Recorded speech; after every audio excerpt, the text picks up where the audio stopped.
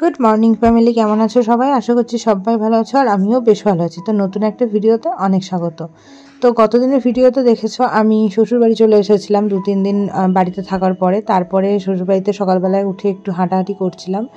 আর তারপরে এই যে দেখো ড্রাই ফ্রুটস, মুড়ি, হরলিক্স সব জোগাড় হয়ে গেছে। আর বর চাটা কিন্তু এখন আমার সাথেই বসে খায় ওপরে এসে, যেহেতু আমি একদম সকালে নিচে নামতে পারি না, একবারে স্নান করে নিচে নামি, বারবার ওঠানামা করতে পারবো না, এর জন্য। তো এই যে দেখো গত দিনের প্রেসক্রিপশন যেটা আমাকে দিয়েছে আর এই ফাইলটা আমি দেখছিলাম। আর এই হচ্ছে আমার ডাক্তার, কৃষ্ণনগরেই বসে, অনেকেই চিনে থাকবে কারণ উনি বেশ ফেমাস ডাক্তার একজন। আর হচ্ছে মানে যারা জানো আমি তাদের কথা বললাম, ভীষণই ভালো ডাক্তার আমার মতে বলে। আর এই যে দেখো সকালবেলায় উঠে স্নান করে নিলাম 9টা-10টার মধ্যে। এখন হনুমান চল্লিশা একটু পড়বো, তারপরে হচ্ছে একবারে নিচে চলে যাব, খাওয়া দাওয়া করবো, সকালে দুপুরের খাওয়া দাওয়া করবো, একবারে রাতের খাওয়া দাওয়া করে উপরে আসবো। যেহেতু সিঁড়িতে ওঠানামার ব্যাপার রয়েছে শ্বশুরবাড়িতে, ওপর ঘরে থাকা, নিচের ঘরে খাওয়া দাওয়া। তো এখানে একটু সবজি কেটে দিচ্ছিলাম মাকে। আর তারপরে না এই ঠাকুর ঘরেই আমি সারাদিন শুয়ে থাকি, বসে থাকি। তো বর এখানে কি একটা খাইয়ে দিয়ে গেলো আমার নিজেরও মনে নাই। আর এই যে এখানে একটু ফল খাচ্ছিলাম, পেয়ারা, মানে যখন যেটা মনে হয়।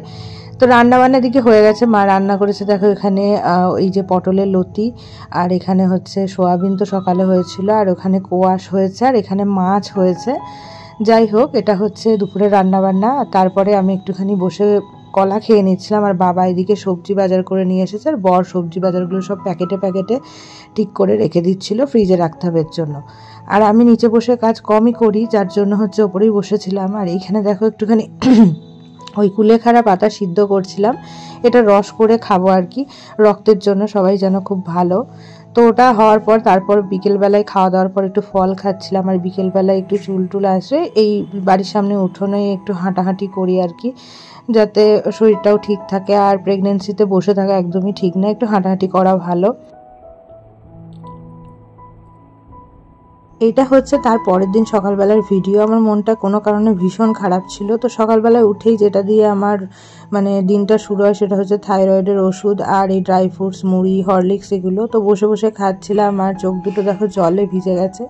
কোনো এক কারণে আমার খুব ভীষণ খারাপ লেগেছিল, সেইবার প্রথম হয়তো আমি মানে দুঃখ পেয়েছিলাম কোনো কারণে, আমার ঠিক মতো মনেও নাই আর আমি মনে করতেও চাই না। তারপরে স্নান করে এখানে হনুমান চল্লিশা পড়ে নিচ্ছিলাম। আর হনুমান চল্লিশাটা রেগুলার পড়ারই চেষ্টা করি, কোনো দিন হয়তো স্কিপ করে যাই। তো এটা পড়ার পরে এখন হচ্ছে এই যে দেখো ফল নিয়ে এসেছে বর, এগুলোকে নিয়ে নিচে চলে যাব।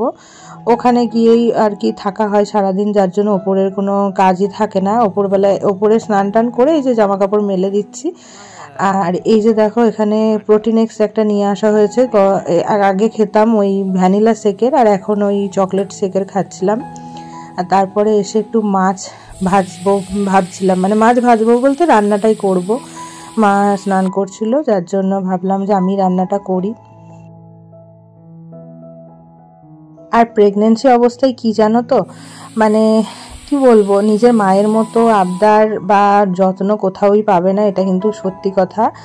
তো এখানে যত তুমি মানে শ্বশুরবাড়ি জায়গাটা এমন একটা জায়গা, আমি কাজ করতে পারলে সবাই খুশি হবে, মানে সে যে অবস্থায় করি না কেন। না করতে পারলেও কোনো আপত্তি নেই, কিন্তু করতে পারলে বরঞ্চ বেশি খুশি হবে। তো যাই হোক, বসেই তো ছিলাম, কি করব বুঝে পাচ্ছিলাম না। রান্নার আগুনের কাছে তেমন যাওয়া হয় না, কোচবিহারে যেটুকু করেছি। তো এখানে এসে ভাবলাম মাছের ঝোল আলুটা করি, মাঝে মধ্যে রান্না করতে একটু ইচ্ছে করতো, তো কী করবো। আর এইখানে একটুখানি দেখো কচুর লতি, ওটা চচ্চড়ি করেছি। আর তারপরে বিকেলবেলায় বড়ের সাথে গেছিলাম একটু ঘুরতে আশ্রমে, কাছেই আশ্রম রয়েছে। তারপরে অনেক দিন পর ভেবেছি ফুচকা খাবো, যেহেতু 5 মাস প্রায় হয়েই গেছিলো তখন। ফুচকা কিন্তু আমি প্রথম থেকে খাইনি, টক জল যেহেতু, ওর জন্য। তো ফুচকা খাচ্ছিলাম। আর তারপর একটু জুতোর দোকানে যাব, জুতো নেওয়ার ছিল। যাই হোক, 2 দিনের ভিডিও তোমাদের সঙ্গে শেয়ার করলাম, কেমন লাগলো অবশ্যই জানাবে। টাটা।